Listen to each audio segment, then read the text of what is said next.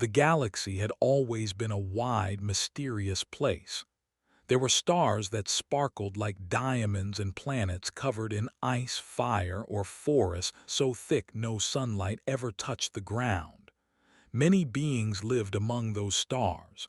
Some wanted peace. Others wanted power. One of the strongest groups in the galaxy was called the Sarnax Dominion. They were large, cold creatures with eyes that glowed red and scales like steel. The Sarnax ruled by fear, not friendship. They didn't ask for things, they took them. Their ships were black and silent, and when they appeared, people disappeared. The Sarnax had always believed they were above others. To them, life was a ladder and they stood at the top. Anyone below was meant to serve, obey, or vanish. They made rules, but only for others. When the Sarnax broke laws, no one said anything. Most were too afraid to speak. Even strong empires stayed quiet. No one wanted war with the Sarnax. They had power, weapons, and no heart. One quiet week, a small group of human cadets traveled near the edge of Sarnax space. These cadets were not soldiers yet. They were students, young, hopeful, and excited. They had trained for months, learning about alien languages, space rules, and how to stay calm in danger. This trip was part of their training. A simple flight to the neutral zone, a safe area between planets where no war was allowed. They were not there to fight. They were there to learn. Their ship was small, slow, and clearly marked as peaceful. It had no big weapons, just tools, food, and scanners. The humans wore soft uniforms with name tags. Some of them had never even seen a real alien before. They laughed, shared stories, and talked about what they would do after graduation. They thought they were safe. They were wrong. Out of nowhere, a massive Sarnax warship appeared. It had no lights, no message, just a shadow stretching across space. The cadets didn't even have time to run. In seconds, the warship sent out a powerful beam that pulled their small ship in like a fish on a hook. The cadets tried to call for help, but their signals were blocked. They knocked on control panels, cried out, and looked at each other with fear. No one answered. No one came. When the Sarnax soldiers entered the ship, they wore full armor. Their claws clicked against the floor as they marched in. They didn't speak. They didn't ask questions. They looked at the humans like they were objects. The cadets raised their hands to show they weren't dangerous. Some begged. One cadet even tried to offer the ship's logs as proof of peace. The Sarnax didn't care. Without a word, they dragged the humans from their ship. Some screamed. Others cried quietly. The youngest cadet, barely 15, was shaking. They were all taken to dark cells deep inside the Sarnax warship. No beds, no food, no sunlight, just cold, hard walls and the sound of heavy footsteps outside. For days, the cadets sat in the dark. They whispered to each other, trying to stay calm. They talked about home, about family, about the stars. They hoped someone was coming, but no help arrived. Then things got worse. One by one, the cadets were taken out of their cells. They were pushed into large chambers made of stone and metal. The air smelled like rust and fear. Bright lights burned their eyes. Around them sat crowds of Sarnax citizens, cheering and shouting.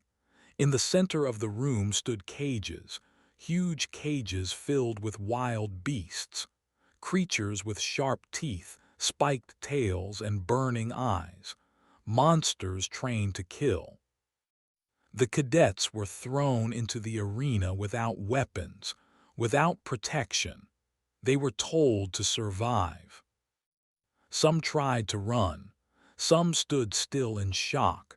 Some fought back with their fists using what little training they had. It didn't matter, the crowd roared.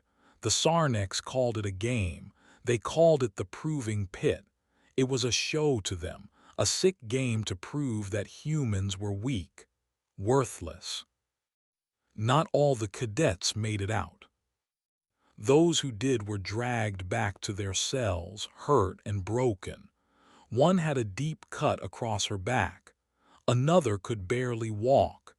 The youngest cadet sat in the corner, shaking and silent.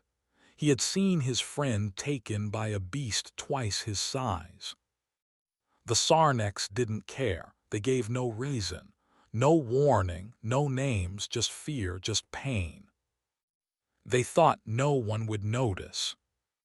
They thought Earth would stay quiet. But they were wrong. On the other side of the galaxy, Earth heard the silence. The cadets' ship had stopped sending signals. The mission was supposed to be simple, short, and safe.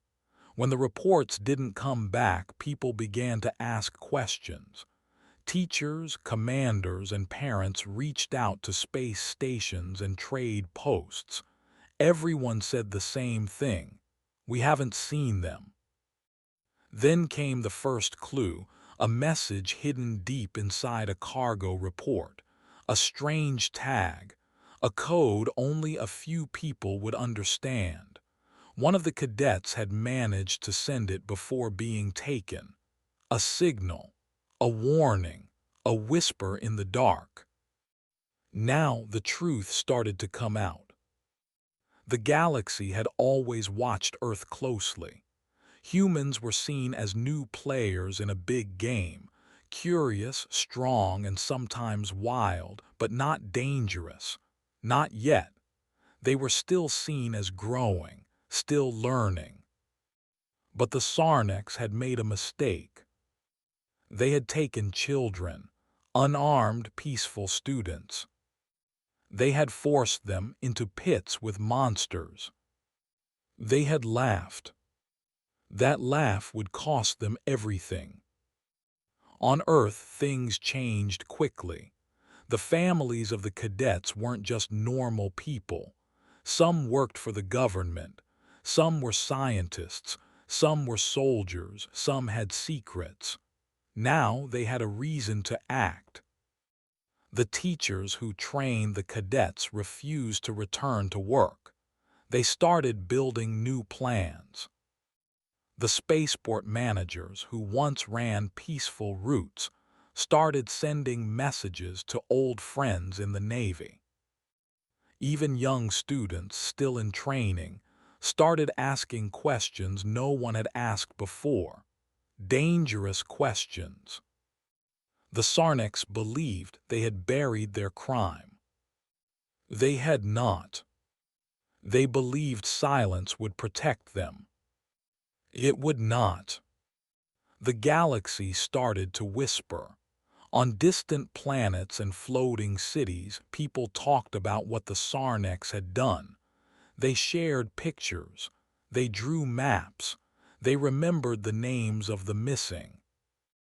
And far above them all, Earth listened. Earth did not shout. Earth did not cry. Earth waited. And in the quiet, something strong began to grow. Something the Sarniks would never see coming. At first, the galaxy thought the missing cadets were just unlucky. Some believed the ship might have hit a storm or been caught by pirates. Others thought maybe the students had broken a rule and gotten lost. But that was not true. These cadets were careful. They followed the rules. And most importantly, they were not alone in the world. Each of those cadets had a story. Each of them had people back home who loved them, who believed in them, and who would never let their loss be forgotten. They were not nameless. They were not just numbers. They were important, and not just to their families. They were part of something much bigger. One of the cadets, a brave girl named Lena Maris, was the daughter of Dr. Halen Maris, a top engineer who helped design Earth's most powerful space weapons. Dr. Maris was not just smart, he was brilliant. He had built ships that could fly faster than any others. He had created defense systems that could block whole fleets. He had friends in high places. People listened to him. When he found out his daughter had vanished, he didn't cry. He didn't scream. He went to work. Another cadet, Tarek Nomo, had grown up with his uncle, Commander Rivek Nomo, the leader of Earth's 7th Sky Fleet. Commander Nomo had spent most of his life in space. He had fought pirates, stopped invasions, and saved colonies. He wasn't loud. He wasn't cruel, but he was sharp. When he spoke, others stopped talking. Tarek was like a son to him, and now that son was missing. Kayla Torns, the youngest cadet in the group, had a brother named Milo. Milo wasn't a soldier or a scientist. He was something different. Milo was a hacker, not the kind who broke things for fun. He helped protect Earth systems. He found weak spots in programs and made them stronger. He worked in secret places where the lights were always low and the computers never slept. Milo was quiet, but when he learned what had happened to his sister, he did not stay quiet for long. There was also Jenna Bright, a kind and thoughtful cadet who had once saved her class from a failed oxygen system during training. Her mother, Admiral Lena Bright, was one of the highest-ranking leaders in Earth's main space force. The admiral had fought in wars, led missions, and even survived an ambush years ago. She knew pain. She knew loss. But when she learned that her daughter had been taken, she did not grieve. She gathered her team. Each cadet was tied to someone important: a parent, a sibling, a mentor, or a friend. These weren't just young people on a school trip. These were the children of warriors, the students of thinkers, the family of builders, and they were all missing because of the Sarnecks. The Sarnecks had not known who they were taking. To them, humans were just small, soft creatures with short lives. They thought the humans would be forgotten. They thought no one would come for them. They believed that because the cadets were young and quiet, their families would be the same. But Earth does not forget its children. Earth does not leave its own behind. Dr. Halen Maris closed his lab and opened old files. He brought up blueprints from past projects. He reached out to old friends, ones who owed him favors. He didn't make a fuss. He didn't tell the world. He simply began. Commander Rivek Nomo moved his ships. He told his crew they were starting a new training route, but it wasn't true. The route passed near the last known place of the cadets. His fleet started scanning, watching, learning. Milo Torns disappeared from his job for 3 days. No one knew where he went. When he returned, he had copies of Sarnek system codes, maps of secret tunnels, logs that no one outside the Dominion should have. He said nothing. He just smiled. Admiral Lena Bright wrote a letter. She sent it to leaders on Earth, the Moon, and Mars. The message was clear. It had only one line: "My daughter is missing. I do not ask for help. I will find her myself." The people around these four did not argue. They did not try to stop them. They offered their hands, their tools, and their ships. But it wasn't just the top people who noticed. In schools across Earth, children whispered about the missing cadets. Some had gone to class with them. Others had seen their faces in videos. Teachers showed pictures of the cadets. "We remember," they said. In cities and towns, people lit small lights at night. candles by windows, messages written in the sky with drones. "Come home," they said. "You are not alone." On Mars, miners paused their work and played music from Earth, songs of strength and return.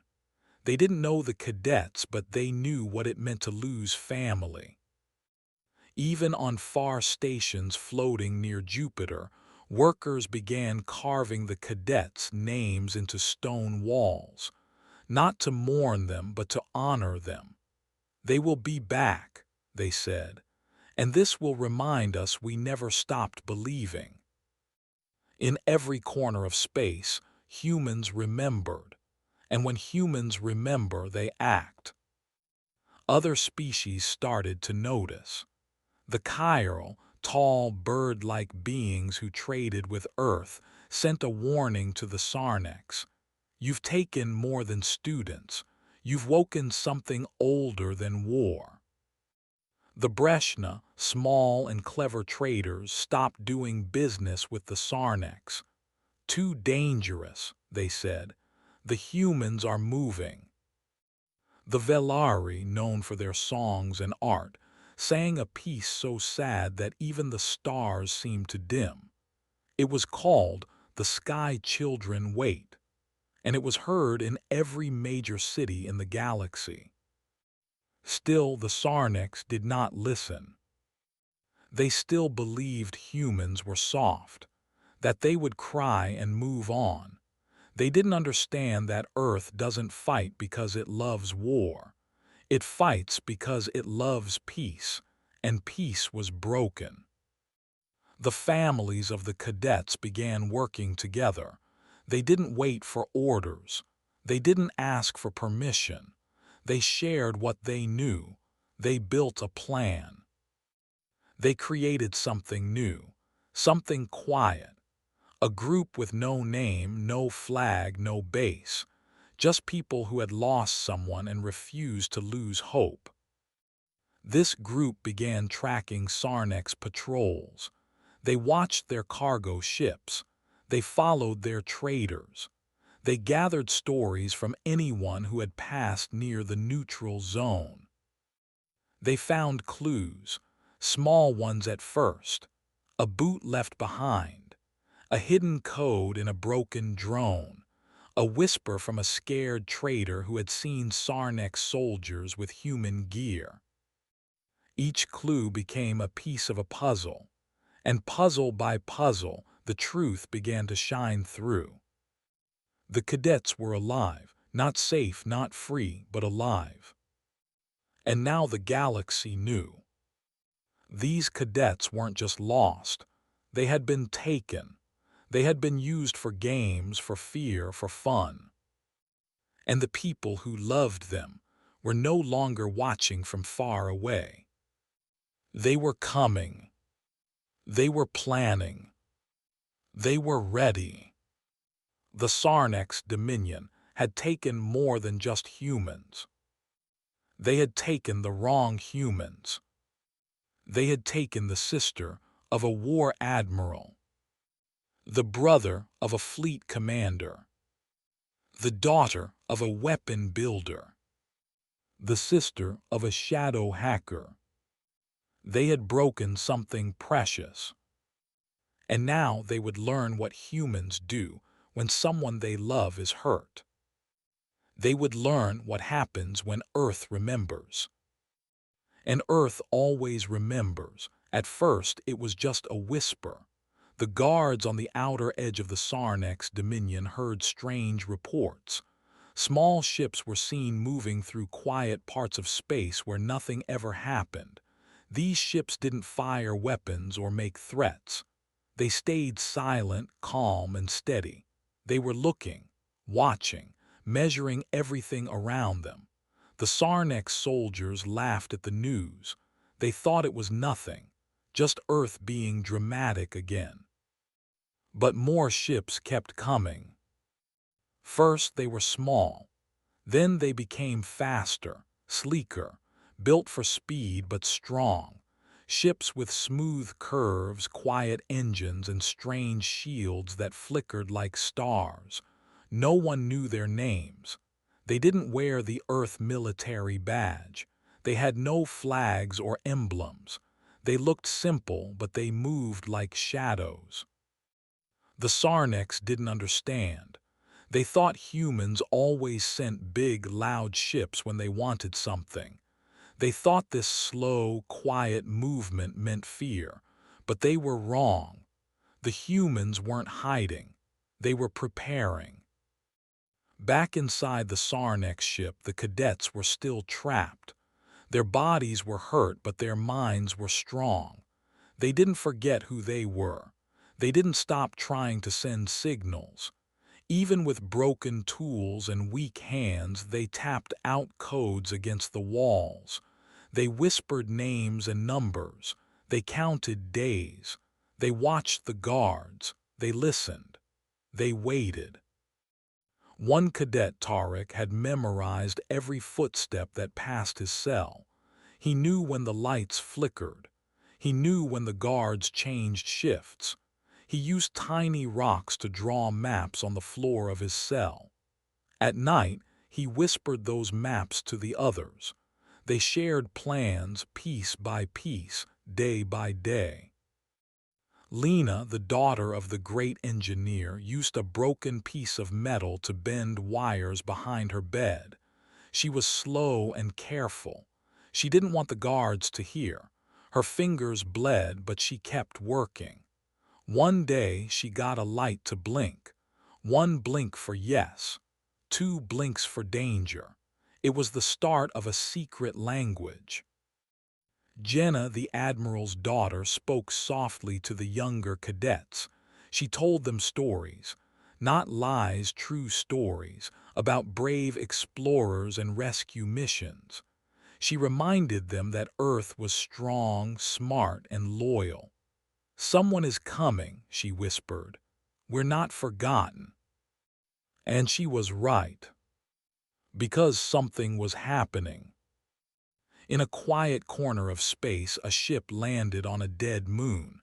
No one saw it arrive. It didn't use lights or loud engines. It just appeared. The door opened and 5 people stepped out. They wore dark clothes and moved like smoke. Each one carried a pack, a tool, or a weapon. But their eyes said the most. They were focused, cold, ready. These weren't regular soldiers. They were something else. Scouts, specialists, survivors, people trained to go where others could not. They didn't talk much. They didn't need to. Each one had one job: find the cadets, learn the layout of the Sarnek's prison ship, and get ready. They moved quickly. They placed small listening devices on old satellites. They sent bugs into trader ships that passed by. They used strange tools to map the inside of enemy ships without ever setting foot inside. They saw where the guards walked. They marked where the lights were weak. They watched where the food was stored and where the beasts were kept. And then they sent word back. On Earth, Milo, the quiet hacker, got the message. He was deep inside a dark room, screens blinking around him. He read the codes, checked the maps, and smiled. "They're still alive," he whispered. Within an hour, the message spread across the stars. Earth's leaders read it. The commanders looked at it. And the families of the cadets, those who had waited for so long, finally knew the truth. The cadets were alive. It was time. Time to act, time to move, time to bring them home. A special team was built. It didn't have a name. It didn't need one. It was made of the best soldiers, pilots, engineers, and planners. People who had trained for missions that no one else dared to try. Some called them ghosts. Some called them shadows. The Sarniks never saw them coming. While the Dominion still laughed and played their cruel games, the humans were already inside. They had sent small machines into the vents of the prison ship, cameras the size of dust, drones shaped like bugs. They saw everything. They saw the cadets in their cells. They saw the monsters in cages. They saw the guards sleep at their posts. And they began to build a plan. It would take 7 minutes. That's all. 7 minutes from start to finish. 7 minutes to open every cell. 7 minutes to shut down the beast cages. 7 minutes to steal back what had been taken. Everything had to be perfect. They waited for the right day. The day the Sarnex held their biggest show. They brought in crowds to watch the games, loud music, flashing lights, guards distracted, doors open. That was the day. At exactly the right moment, the signal was sent. All across the prison ship, tiny lights blinked once. The humans were there. In a vent above the holding cells, a small hatch opened. A figure dropped down, quick, silent, steady. It was a woman in a black suit. She carried no gun, just a device that blinked green. She placed it on the cell doors, and one by one the locks opened. The cadets didn't cheer. They didn't cry. They just moved. Tarek helped the younger ones out first. Lena carried the tools she had hidden. Jenna grabbed a small stick she had sharpened into a weapon. Kayla held her brother's name close to her heart. The humans who came to rescue them didn't speak. They pointed. They moved. They guided the cadets through narrow halls, past quiet guards, through tunnels they had never seen before. Then something unexpected happened. As they passed the beast cages, one of them opened. It wasn't supposed to. A creature stepped out, taller than a man, with claws like swords and teeth like daggers. It was the strongest predator the Sarnex had, built for war, trained to kill. It looked at the cadets. Then it looked at the human woman who had led them out. She didn't raise her weapon. She didn't run. She stepped forward, slow and calm. And the creature knelt. The cadets gasped. The beast lowered its head and growled, not in anger but in respect. The woman reached out, gently touched its nose, and whispered something the others couldn't hear. From that moment, the creature followed her. It protected the cadets. It helped fight the guards who tried to stop them. It broke down doors. It cleared the path. It became part of the team. The Sarnex were stunned. Their strongest weapon had changed sides. The humans didn't just escape. They stole a monster and turned it into a guardian. In less than 7 minutes, the mission was done. The cadets were out. The humans were gone. And the Sarnex were left with silence. They didn't know how it had happened. They didn't understand what they had seen. But they knew one thing. Something had changed. This was no longer a game. Humans had arrived.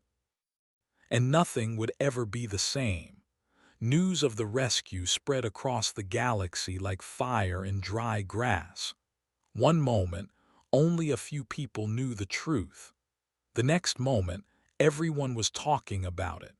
No one had expected humans to pull off something so bold. No one had expected the prisoners to walk out alive. especially not with one of the most feared alien beasts following behind like a guard dog. It started with whispers in the marketplaces. Traders from nearby planets talked about a Sarnex prison ship that had gone completely dark for 7 minutes. Lights off, signals lost, total silence.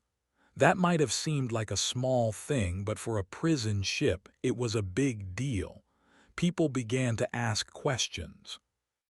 Did the Sarnex lose power? Did they have a system problem? Was it just a drill?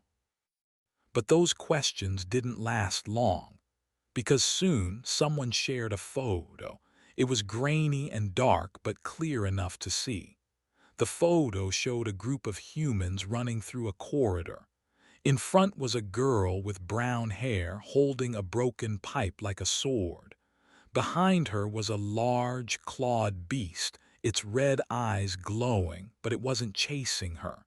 It was walking beside her, guarding her. The photo spread fast. People on space stations printed it and hung it in windows. Schools showed it in class. Kids made drawings of the moment. Artists painted murals on starships. Everyone had a name for it. The day the beast chose a human. The story didn't stop there. In the Velari colonies, poets began writing songs. They called the cadets the sky's lost children. One song told how the cadets never gave up, even when locked away. Another poem said the human girl must have spoken a word so pure that even a monster understood it. On the Breshna trading lines, people began whispering that humans had powers no one understood. They can tame beasts, one trader said. They speak with their hearts. Even the Chiral, who had stayed away from war for many years, started sending messages to Earth. We see your strength, they said, and we offer peace. Back on Earth, things were no quieter.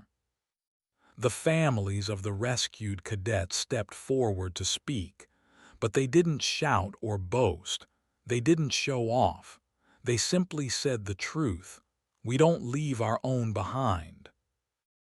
Dr. Halen Maris gave a short talk at a space conference. He didn't speak of weapons or shields. He spoke about love. They were our children, our students, our future. We did what any family would do. We went to get them. Admiral Lena Bright stood in front of Earth's council. Her uniform was crisp, her voice strong. We didn't start this fight. But if anyone thinks they can take humans, hurt them, and walk away without consequences, they are mistaken. Even Milo, the quiet hacker, said a few words. He appeared on a screen with shadows hiding his face. They took my sister. Now we take back more than just names. We take back our place in the stars. The cadets, once unknown, became heroes. News groups told their stories across every channel. People cried hearing about their days in the prison, their secret codes, their courage. Kids at school dressed up like them for Story Day. Some even started calling themselves future cadets. They said, "One day we'll be just like them." But the most surprising part was not what the humans did. It was what the beast did. After the rescue, the huge predator didn't return to its cage. It didn't try to escape into the wild. It stayed close to the girl it had chosen, Jenna Bright. Everywhere she went, it followed. Quiet, calm, alert. It never growled or showed its teeth. But if someone stepped too close to Jenna, the beast would step forward, standing between them. Scientists wanted to study the beast. Soldiers wanted to use it, but Jenna refused to let them. "It's not a tool," she said. "It's not a pet. It's my friend." The creature was given a name by the media, Clawshade. No one knew what it meant, but it stuck. Clawshade became a symbol of change, a sign that even the strongest weapon could be turned by kindness, a sign that humans were not just smart or brave, but something else, something deeper. Some called it the human spark. Others called it the will of Earth. But everyone agreed humans had something powerful inside them, something that even beasts could feel. After the rescue, things began to shift in the galaxy. For a long time, humans had been treated like newcomers in space. Strong, yes. Smart, maybe, but not respected. The older empires had seen them as children, loud and wild. The Sarnax, especially, had always thought humans were weak, easy to scare, easy to push around. Not anymore. Now leaders from other planets started visiting Earth. They didn't come with demands, they came with respect. Some asked to trade, some asked to learn, some asked simply to talk. The Galactic Peace Circle, once closed to humans, invited an Earth speaker to join. That speaker was Jenna Bright. She stood before dozens of leaders, tall, proud, and still dressed in her cadet uniform. Clawshade stood at her side. She said just one sentence: "We are ready to build peace, but never forget we protect our own." The crowd stood and clapped. Even the Sarnax felt the change. Their leaders tried to act strong. They gave loud speeches. They blamed others. They said the humans cheated or the beast was broken. But no one listened. Their own soldiers were scared. Some guards quit. Others started locking their doors at night. They had seen the eyes of humans in the dark. They had heard the quiet steps. And they knew the truth. The galaxy had changed and the humans were the reason. In deep space, a Sarnax general gave a warning to his team. "Never take a human prisoner," he said. "They don't stay prisoners for long." Even the young in the Sarnax cities started asking strange questions. Why did the beast follow the girl? Why did the humans not use guns? Why did they come back for each other? Their teachers had no good answers. It wasn't just a rescue. It was a lesson, a warning, a story that would be told for years. But also a hope. Because for every species who had ever lost someone, who had ever felt small or forgotten, the humans had shown something important. It is possible to be strong without being cruel. It is possible to fight without hate. And it is possible to change even a monster with courage and care. Back on Earth, the cadets tried to return to normal life. They walked through school halls, went back to training, and helped younger students. But nothing was the same. They had seen too much. They had been changed. Tarek helped design safer travel paths for future cadets. Lena worked with her father to build new tools that could send secret signals through even the strongest walls. Kayla joined the rescue teams, ready to help others like her. And Jenna trained quietly with Clawshade. She said little, but when she spoke, people listened. People from all over sent her letters. Some asked for help. Some shared their own stories. One message simply said, "I was going to give up. Then I saw your story. Now I won't." Jenna kept every letter. She read them often. She said they reminded her why she kept fighting. And Closhid stayed at her side, always watching, always waiting, but not as a weapon, as a friend. Together, they walked into the future. And the galaxy watched. Because once, humans had been ignored. Once they had been mocked. But now they were remembered. Now they were followed. And now the stars whispered their names.